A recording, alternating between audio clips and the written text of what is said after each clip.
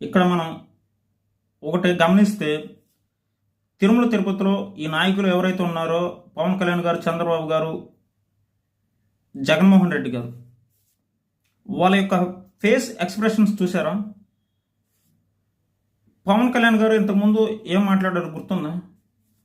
ఒక బాధపడుతున్న వారి దగ్గరికి వెళ్ళి మన ఫేస్ అంటే ఇంకా అసలు అక్కడ కూడా నవ్వులు ఏంది అసలు ఆ ఫేస్లో నవ్వేంది అని చెప్పేసి మాట్లాడారు. జగన్మోహన్ రెడ్డి గారు ఈరోజు కూడా వెళ్ళి అక్కడికి వెళ్ళి ఆ ఫేస్లో ఒక నవ్వు అన్నట్టుగా ఉంది. అంటే తను ఎందుకు మార్పు చెందట్లేదు, ఎందుకు మార్పు రావటం లేదు, ఎక్కడ ఎలా ఉండాలి అని చెప్పేసి. తను ఎవరో సీఎం అని చెప్పేసి అంటుంది, నెక్స్ట్ జగన్మోహన్ రెడ్డి గారే సీఎం అని చెప్పేసి. అక్కడ ఫేస్ ఎక్స్ప్రెషన్ ఒక్కసారి చూడండి.